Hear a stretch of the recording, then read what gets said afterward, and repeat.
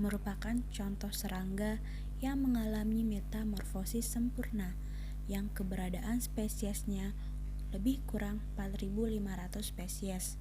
Hal ini disebabkan oleh ukuran tubuhnya yang kecil, cepat berkembang biak, siklus hidupnya yang singkat, mudah dipelihara, dan makanannya yang mudah didapat. Adapun ciri-ciri dari lalat buah ini yaitu memiliki tubuh berwarna kuning atau coklat dan memiliki mata yang berwarna merah. Lalat buah ini merupakan hewan yang habitatnya kosmopolitan, artinya bisa hidup di mana saja sesuai dengan habitatnya. Lalat kecil ini menyukai bunga dan buah yang matang. Sedangkan lalat buah dewasa umumnya ditemui hidup bergerombolan pada buah-buahan yang masak yang banyak mengandung air. Contohnya seperti nanas, pepaya, pisang, tomat, dan lainnya. Sedangkan larvanya tumbuh dan berkembang pada buah yang membusuk. Ada beberapa tanda yang dapat digunakan untuk membedakan lalat jantan dan betina, yaitu bentuk abdomen pada lalat betina lebih kecil dan runcing, sedangkan pada jantan agak membulat.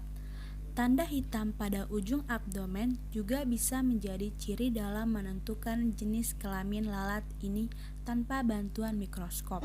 Praktikum kali ini bertujuan untuk mengetahui bagaimana proses metamorfosis pada lalat, khususnya yang digunakan pada praktikum kali ini adalah lalat buah. Alat dan bahan yang digunakan pada praktikum ini sangat sederhana. Yang pertama, alat yang digunakan adalah gelas plastik dan bahan yang digunakan berupa pepaya yang matang dan tisu. Setelah itu, tutup plastik yang tadinya masih terdapat rongga ditutup dengan menggunakan tisu, sehingga lalat yang ada di dalam gelas plastik tidak keluar. Kemudian, diamati pertumbuhan lalat atau metamorfosis lalat dari lalat dewasa menjadi telur, kemudian menjadi ulat atau belatung, kemudian tumbuh menjadi pupa, lalat muda, dan kembali lagi menjadi lalat dewasa. Nah, pada proses pengamatan metamorfosis yang kami lakukan yang berlangsung selama 9 hari, terlihat bahwa hari pertama nyamuk sudah terkumpul dalam botol sampel. Kemudian selang 2 hari botol sampel terlihat sudah terdapat telur, maka terlihat bahwa tahap reproduksi yang terjadi pada botol sampel yang dilakukan oleh nyamuk jantan dan juga betina sudah berhasil. Nah, fase pertama yaitu fase telur. Fase pertama metamorfosis pada lalat adalah fase telur. Telur di botol sampel sudah terlihat.